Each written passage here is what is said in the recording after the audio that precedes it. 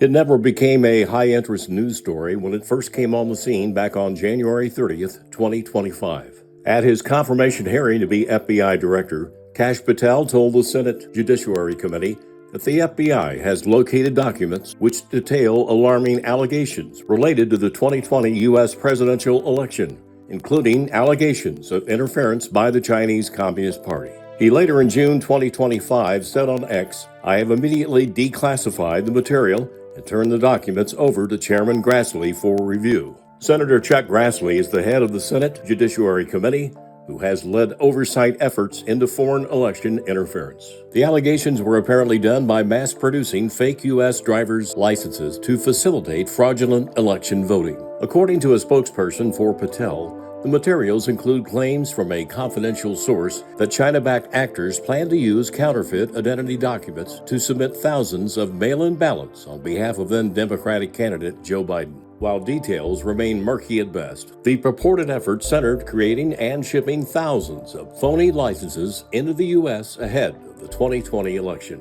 U.S. Customs and Border Protection reportedly seized nearly 20,000 fake licenses around August 2020, when federal authorities first became aware of the threat. However, the FBI intelligence reports were later recalled under unclear circumstances. Grassley's office has confirmed receiving FBI documents and is seeking for further disclosures. The 2020 election investigation by the FBI raises several perplexing questions. Why did the FBI and DOJ hide the purported happening? If the fraud really never happened, it shouldn't have been hidden. Or were the agencies really concerned that if the story came out, it might be true and too incriminating? The FBI claimed all along that the 2020 election was 100% secure, and they weren't aware of any attempts to steal the election.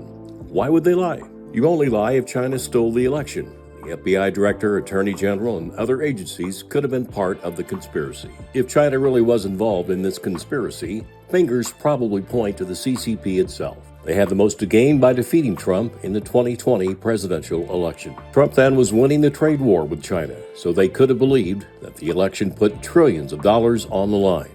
Economic superiority was on the line.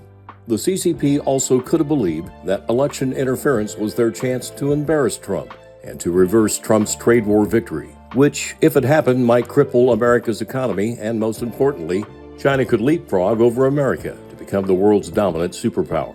One final note on all this. In June 2025, former FBI Director Christopher Wray was referred by the Heritage Foundation's Oversight Project for criminal prosecution.